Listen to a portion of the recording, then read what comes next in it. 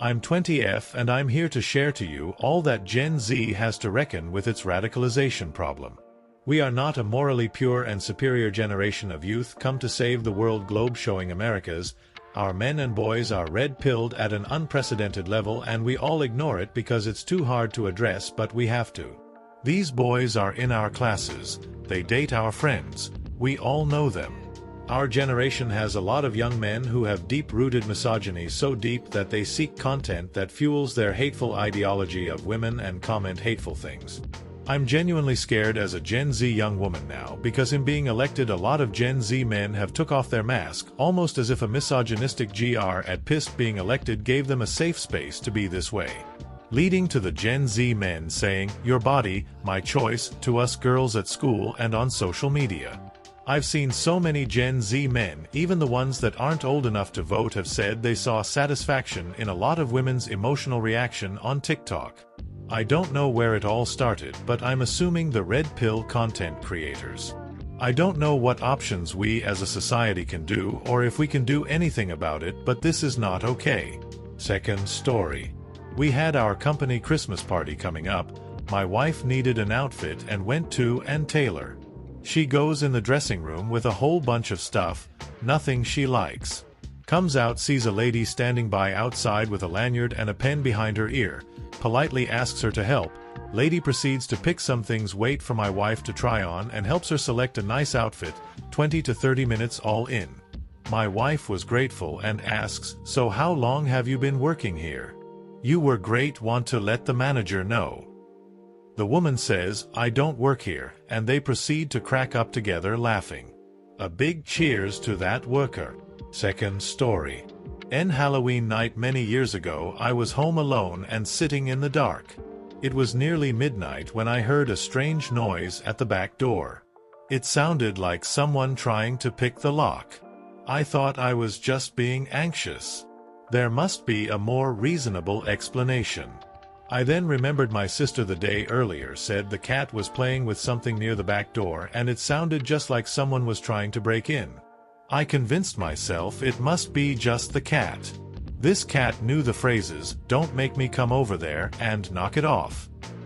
Therefore, not wanting to get up from my blanket cocoon, I was tired and annoyed and yelled, "Damn it, you better knock it off. Don't you dare make me come over there." The next morning my sister woke me up to tell me that there were signs of an attempted break-in at the back door. The police came and did a report. Apparently, I had threatened a robber, not my cat. Third story. My husband is a human gas chamber. Venting. So, about 3 weeks ago I flew to South Korea for a vacation with friends who live there. My husband didn't want to go and said he'd be fine staying home and watching the house and dog. I trusted him because he's a 40-year-old adult man and assumed he'd be able to feed himself like a sane person despite him possessing the cooking ability of a cactus. I was wrong. I should have dragged him and the dog along with me to another country. What my husband decided to do during his 3 weeks without me was absurd. I would have been happier if he'd cheated on me instead. Because what he did was order nothing but Taco Bell through DoorDash after he somehow broke my stove by cooking an entire 15-pound bag of red lentils all at once. Then he didn't bother to get a bowl for his lentils. He just ate them straight from the pot and stuffed the pot into the fridge and broke one of the shelves inside it. Now realizing his mistake, he decided to order nothing but terrible tacos for the remaining 2 weeks while getting high on medical marijuana. Also, for some reason, he bought a bunch of honeycombs from one of our friend's fathers and decided those made a good snack and has eaten nothing but beeswax and honey for the last few days because he's some kind of weird alien in a human disguise. Apparently honeycombs give you gas. And lentils give you gas. And Taco Bell gives you gas. So now it's today and I'm awoken by what sounds like someone revving a motorcycle in my bedroom, followed by the stench of the fiery pits of hell itself. It's 5:30 in the morning. He gets up and goes to use the toilet as I'm opening the windows in a poor attempt to ventilate the house, but it's too late. He doesn't even have a solid poop, it's just 10 minutes of gas. Like 20 seconds of non-stop farts followed by a huge gasp of air and then another 20 seconds of gas. By this time, the dog has hidden under my couch because it doesn't know what those loud honking noises are and fears for its safety. I consider joining it, but continue to open every window in my house. It's 62 degrees out and windy. The wind just blows the fart smell around the house. My husband has left the bathroom and has walked upstairs. It sounds like there's a small 2-stroke engine in his pants. I can't take it anymore and scream that I'm going to get breakfast at the diner and leave him. I bring the dog with me because the dog follows me out of the house because it also doesn't want to be here right now. So now I'm at the diner waiting for my husband to degas himself while the dog sits underneath the table next to me wearing a pink leash kid harness that my friends bought for me as a gag gift that has my name and emotional support human on it that the waitress thought was some kind of in-joke. This is the start of my morning. I hope it's not as stinky as yours. Next story. Apparently booking a seat on a train is not a real booking if someone else decides to sit there. I was traveling from Edinburgh to London by train and had a booked window seat with a table.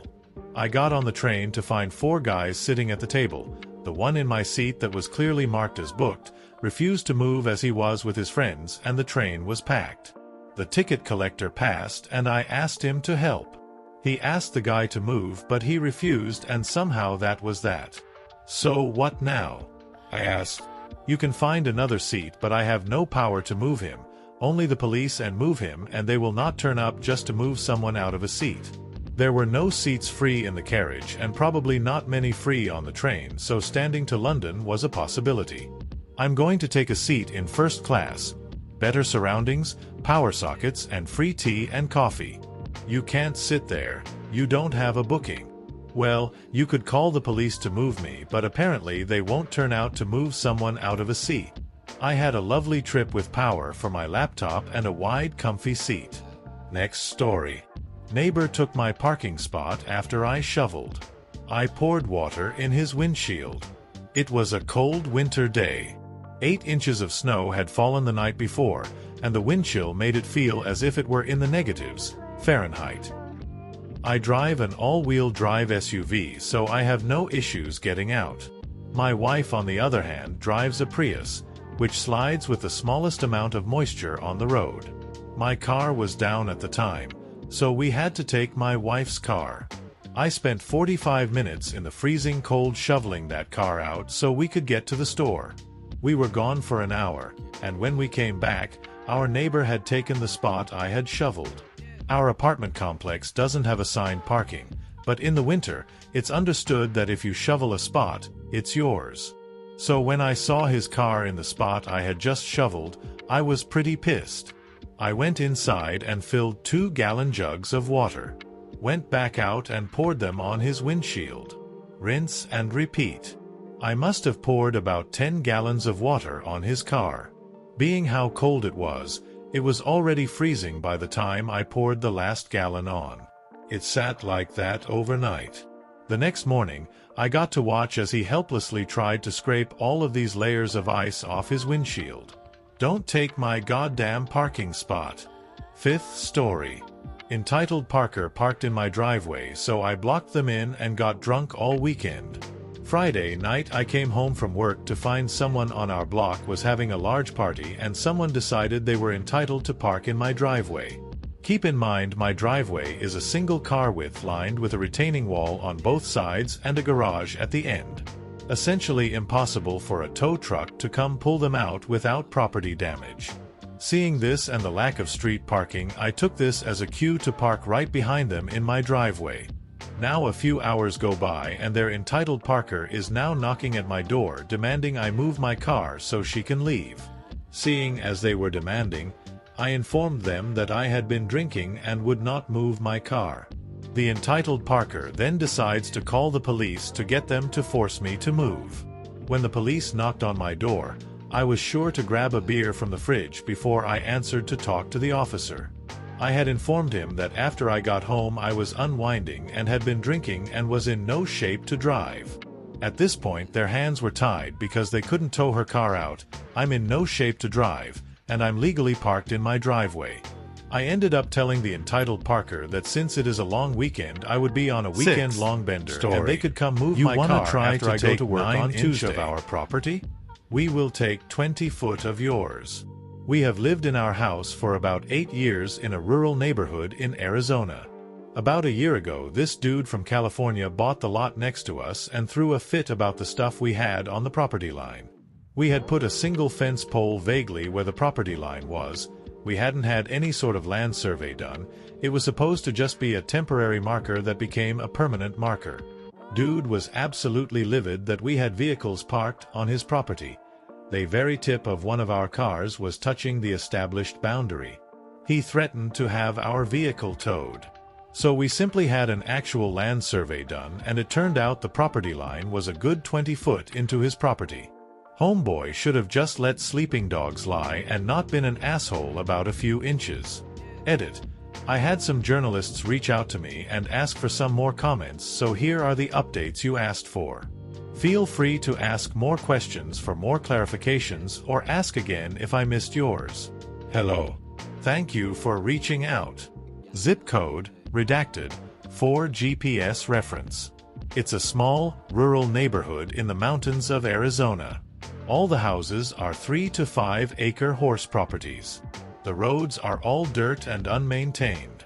It used to be a very understandable place to live, but in the last few years it has been developed and property values have been going up, quadrupling since we moved here in 2016. This has attracted a crowd of people who care what yards look like who simply weren't here when this was cheap. The neighbor is one of these new people. We moved here specifically because the neighborhood had a bunch of messy yards already and we wanted to also have lenient neighbors. We lived in harmony with our neighbors' junky yards for years. The neighbor introduced himself by calling the county on a bunch of us anonymously. We knew he called on us because he was bragging about calling the county on several other of the neighbors for their messy yards, so whether he intentionally included us in the report or not, he brought the inspectors to the neighborhood. He came on our property by at least 40 foot, before there was a fence, to closely examine our piles of scrap metal. We caught this on camera and confronted him in text. It turned out he was very angry that he had purchased land next to a pseudo-scrap yard.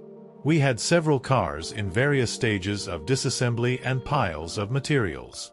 Keep in mind, this is the country. This is normal out here. We're on 5 acre lots. Another detail that I missed in my original post, he isn't even living on this lot. He bought a lot with a very small cabin 3 houses down along with the lot next to us with the intention of turning it into an income property. After we confronted him in text, he confronted us in person in our front yard, leaning against our "No Trespassing" sign and screaming obscenities at us. 3. We haven't seen him. Since we saw him on our security camera observing the survey markers, dismayed. It's entirely possible that we entirely chased him out of the neighborhood. The people on the other side of his lot, who have an equally trashed yard from their small-scale pig farming operation that he should have known existed before buying the land, had such a bad experience with him that she had a restraining order on him.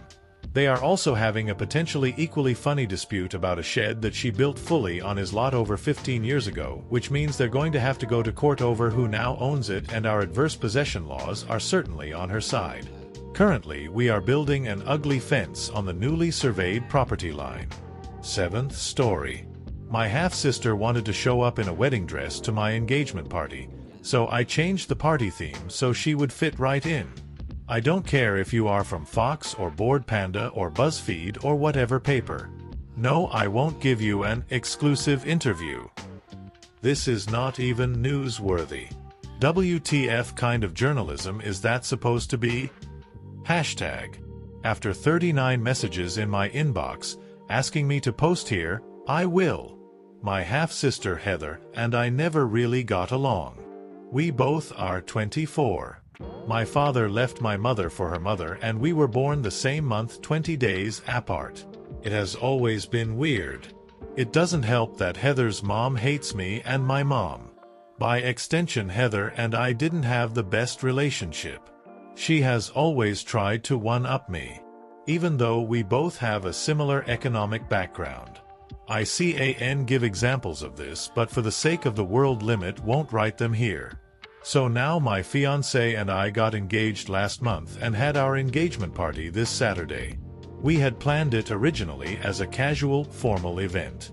Nice dresses, but not, I am going to the Met Gala ball, nice. More like, we are going to a good restaurant, nice. Anyway, my cousin hits me up saying she has to show me something. It was the picture of the dress Heather was gonna wear. Edit. This is what the dress looked like approximately. It was a bit shorter and a bit less puffy. The rest is almost identical. This dress. Jesus Christ.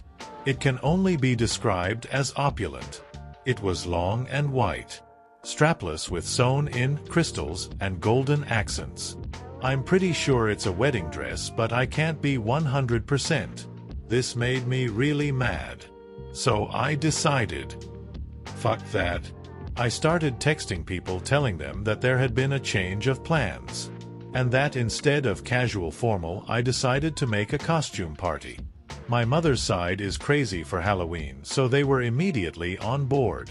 I told my father via text and asked for him to relay the message to Heather, her mother, knowing full well that he would forget or leave it to the last minute. Saturday comes along. Guests start showing up, most of them in costumes. Some didn't have time to get one. We just provided them with fun hats and cheap wigs. Heather, my dad, and her mother come like 1 hour late. As soon as she notices that everyone was either wearing elaborate costumes or weird accessories and she didn't stand out, she lost it. Especially when my fiancé came along and told her that her bride dress looked amazing for a cheap costume. She left crying, and her mother and my father told me that I was being childish and I could have told Heather myself and not have tasked my father. For those interested, my fiancé was dressed as Bubbles and I was dressed as Mojo Jojo. My mom and aunts went as ABBA. Other memorable costumes were Luffy and Zorro, Ian Malcolm and John Hammond and Jesus. Edit. So why did I invite her? It's one of those weird family situations where not inviting them would have been more dramatic. You know, when you try pleasing everyone. Plus, I still wanted a relationship with my father, so not inviting Heather and her mom would have made things super difficult and made it so my father would have had to choose. When I kept thinking of it, I noticed that my father wouldn't have chosen me on this scenario, which is why I ended up cutting them off. You let her win. No. The point of this is to ruin my half-sister's intention. She wasn't just dressed nicely, as some of you put it. She wore a wedding dress to my engagement party. I'd much rather subvert this whole mess rather than have her smugly sitting at the table with her wedding dress. Also, some of you are really hung up on the cheap wigs part and ignore literally everything else regarding the party. A minority of our guests wore those cheap wigs. Also, it literally doesn't matter. We had a blast. After she left, I didn't even think of her again till a few days later. I don't regret the costume party. I wish I thought of it earlier, tbh. This is a karma whoring repost. No, it isn't. I posted this story before on ITA. I just had to wait 2 weeks to post on here. Also, I can't believe I have go say this, but the lady on the picture is not Heather. It's also not the dress she wore. I looked for a picture that looked approximately like the dress. 8th story. Dyed my hair blue so boss would stop blaming me for hair in customers' food. I used to work for a sandwich shop. All the other employees there were Indian women with very long black hair. Mine was sort of similar, I suppose. Medium length and brown.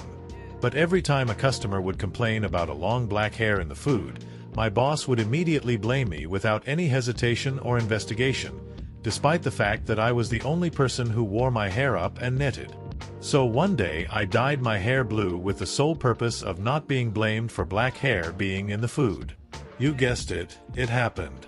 And how huffy and annoyed my boss got when I said it couldn't be my hair because mine is blue was beyond amusing. 9th story. A barmaid laughed at my drink order. I was on holiday with my son, 14, and we were watching the football in a bar in the evening. I don't really drink but do enjoy a cocktail while on holiday. The server came by and asked if we wanted drinks. I asked for a pina colada and she sniggered a little at the order and kind of laughed out and okay, then walked off to make it. This annoyed me a little. I'm just a grown man wanting to drink a tasty cocktail, what's wrong with that? When she brought the drink back, I got my petty revenge. As she was placing the drink on the table, I said, "My mum loved these, God rest her. I always have one on the anniversary of her death to remember her." She looked horrified and tried to shuffle off quickly, so I asked her for a cocktail stirrer, so she had to come back again. When she came back, I took a sip from the straw, kissed my hand and pointed to the sky, trying to look sad. She was so visibly uncomfortably I had to stifle my own laughs.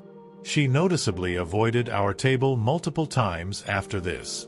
10th story. I've been calling my sister by her full given name when she dead names my niece. My brother's kid, 22F, came out as trans on her 21st birthday about a year ago and changed her name from Lance to Lacey, fake names. Most of our family accepted it, and the ones who didn't weren't close anyway, except our sister Eva, 45F. We are a Native American family with a lot of creative names, and my sister's birth name is something close to Evangeline, but she decided to go by Eva after a white kid said her name was rezzed out, low-class/stereotypical name from an Indian reservation. She's insisted on Eva for about 35 years, and we all obliged. Now, she's regularly been calling my trans niece by her dead name Lance since she came out as trans, so I started calling her Evangeline, which she hates. The whole family caught on and have only been referring to her as Evangeline for about a year now, and she is furious every time she comes to family events. Recently, she's been calling me by my full first name to bother me. My first name is a portmanteau hyphenation of my mom's 4 sisters' name. Something like Alexiana Dorothique, but wackier. People have always called me A.D or Lexi, or my brother called me Dodo since he as a kid. I love my full first names, but it's cumbersome to use an 8-syllable name regularly. Well, my full name caught on with family and friends. Just to spite Evangeline, we have all reverted back to our full names instead of nicknames. Our dad is no longer Frank, he's Franklin. Our mom is no longer Roz, she is Rosalind. Brother is no longer Nate, he is Nathaniel. Sil is no longer Kate, she is Catherine, etc. All fake names. This has truly driven Evangeline away, which was the plan in the first place. Lacey makes for better company, so good riddance to one crappy sister. 11th story. Boss chiseled me out of $100 and paid the price. I'm a contractor. While working on a project in a very remote location, I arranged to buy and bring 2 rounds of breakfast tacos for the staff of the county facility where I would be working for the next week in exchange for free copy privileges. The boss gave approval on the phone, and the total for the tacos that week came out to just over $100. A great exchange, as the copy budget was upwards of $1,000. My receipts, along with the supporting CC statement I submitted at the end of the billing cycle, between a week and 2 weeks after he'd verbally approved the expense, was declined. I wasn't too angry, but a deal's a deal, and I called the boss to remind him he'd approved the expense. His response, "You should have gotten it in writing," pissed me off royally, but I finished the project as promised and was working on another project for another client less than a week later. A couple of months go by, and the boss who chiseled me out of the dollar called to see if I was available to work on another project, beginning on the 1st of the next month, and after some haggling, I agreed. The work schedule would be tight, and in his words, this was an all-hands-on-deck project with nights and weekends expected. I was also told this was a new client and they wanted to impress. A couple of days before the project was set to begin, the chiseler called to tell me the engagement paperwork was on the way and check my email. I told him I had decided not to work the project after all, and he was furious. He screamed, "You agreed to work on this project weeks ago." I repeated his words verbatim. "You should have gotten it in writing." 12th story. Cab driver rips me to shreds, thinking I can't understand him, but I can. Obligatory. This happened several years ago, a few months after I had moved to Chicago. I had moved there from Romania, where I'd been living and going to school. Love Romania, people are great, drop what you're doing and visit. Anyway, while I was there, due to my living situation, I had to learn the language fast and thoroughly. Not many people around me spoke English, outside of the uni I was at. So fast forward to the few months after I arrived in Chicago. Imagine my surprise when the driver of the Uber I had ordered appeared to have a Romanian name. The area had a lot of Eastern Europeans, so I guess it shouldn't have been so surprising. I was really excited to talk to him and make sure I wasn't getting rusty, maybe make a friend. Up pulls the guy, I get in. He greets me, but he appears to be on the phone with a buddy/family member, so I just sit quietly in the back, listening in a bit. The person on the other end asks if the driver is getting off work soon.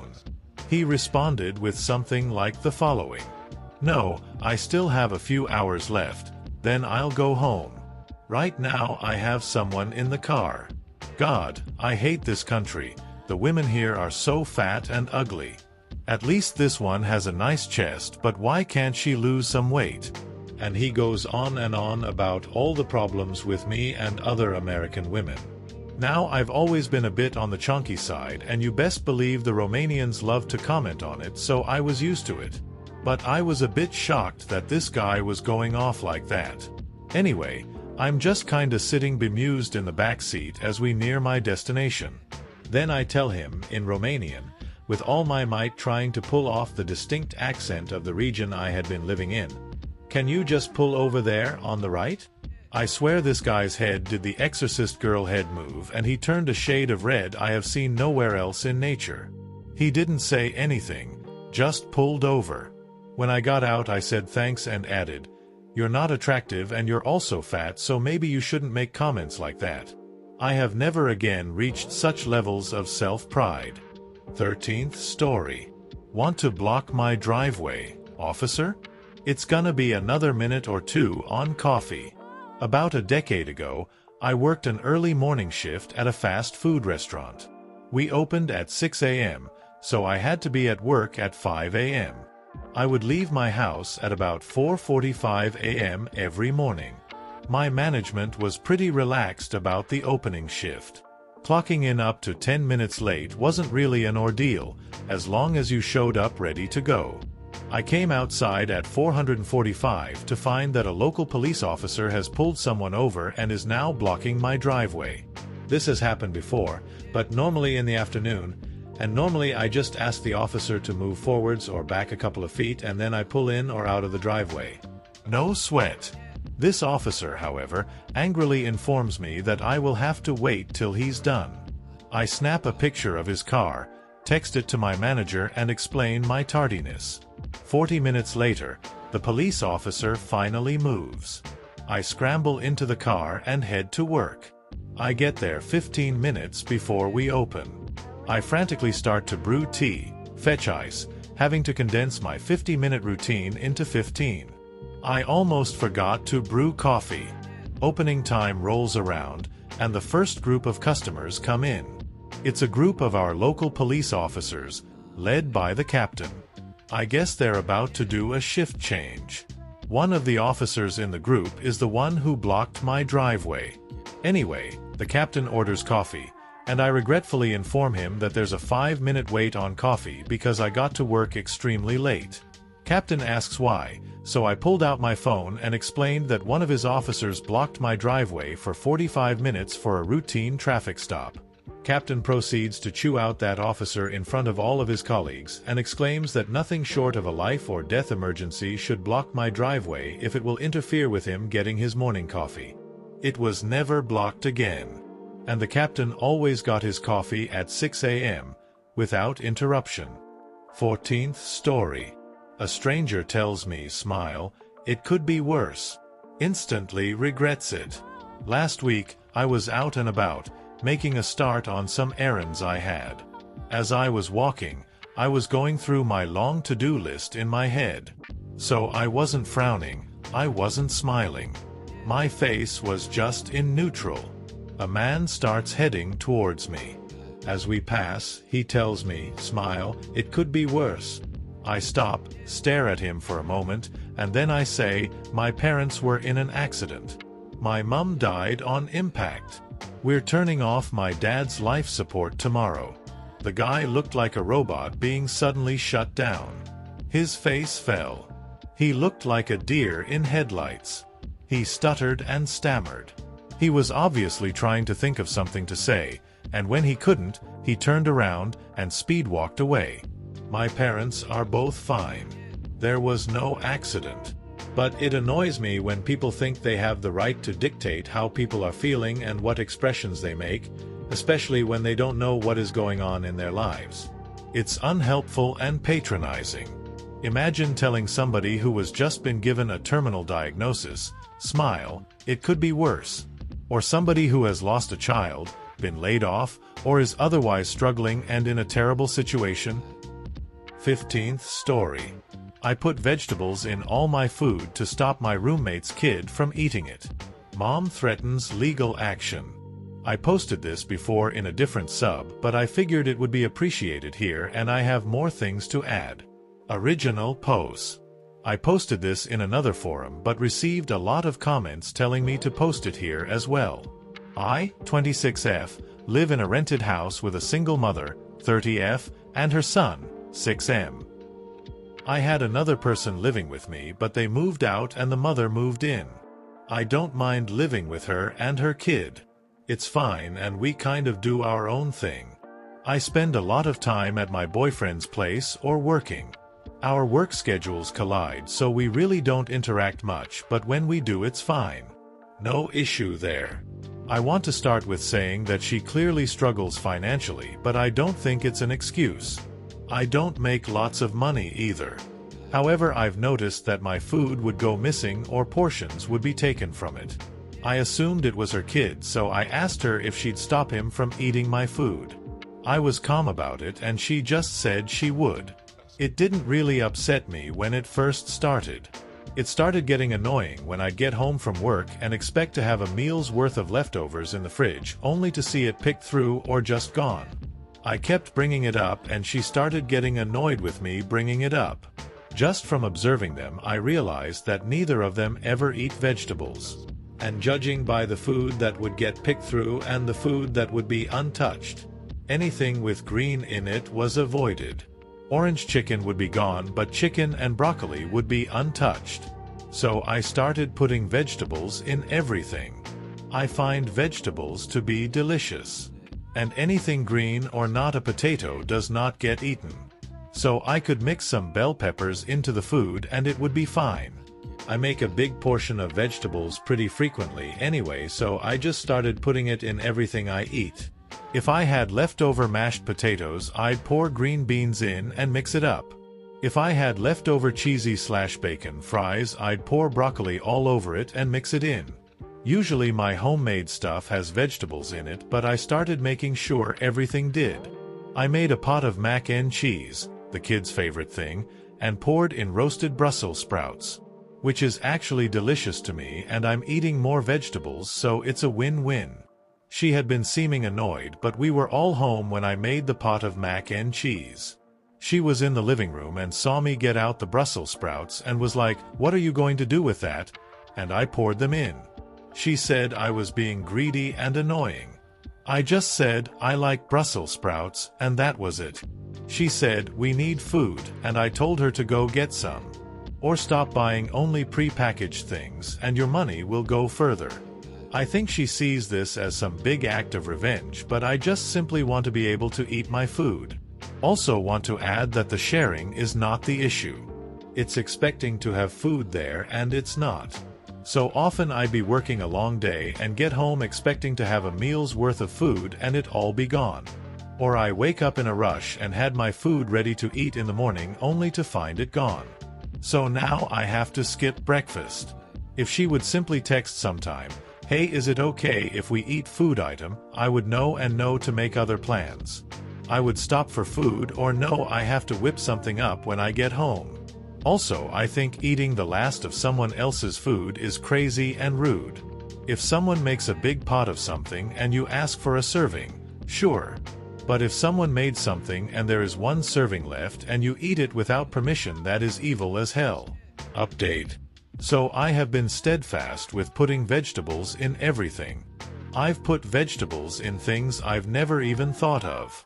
This has carried on, and the mom calls me a jerk but will not verbalize that she is eating my food. She just sees me making a lasagna and adding celery and bell peppers in the layers of fumes off to the side. The only thing I can't add vegetables to is snacks like chips or if I bake brownies or cookies. However, this is easily remedied by putting baked goods in a Tupperware and keeping them in my room. Same with chips. As I have previously stated, the sharing is not the issue. Recently, the kid knocked on my door and asked if he would have a bag of microwave popcorn. I said yes and gave him one. All of this would be way less annoying if she just texted, "Hey, can I have some of this?" and waited for my response before just helping herself. I do feel for the mom because she clearly struggles with cooking and trying new foods. She is older than me and winces at the thought of biting into anything green. And it is spreading to her kid, but it's no excuse. A few days ago I was making taco meat out of ground beef, and like usual she was looking without looking.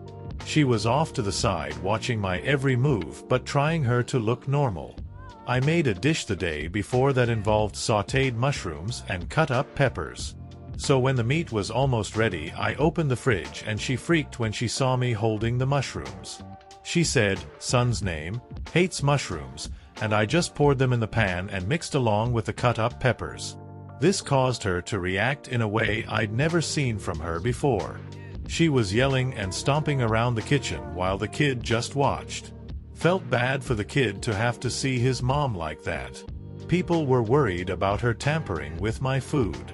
I don't think she's the kind to do that, but if she did, I would report that right away.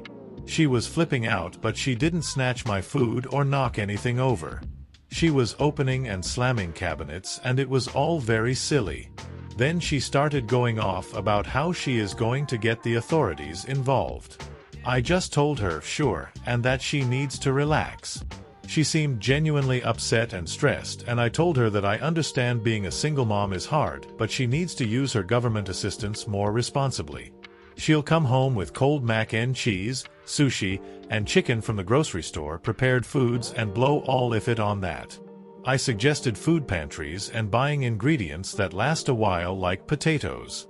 She said I was being condescending and I always have food to eat. This is to address that. Just make a portion of your food and set it aside for her and the kid. I do not make enough money to regularly feed 2 other people. If every now and then she asked for some of my leftovers, sure. But this is a consistent thing that was happening. It's not simple as giving her leftovers that I won't eat anyway. If I make a pot of something, I expect live off of that for the next few days. If it is eaten, then my money is messed up and I have to go shopping again and budget for more food. Wastes my time and money.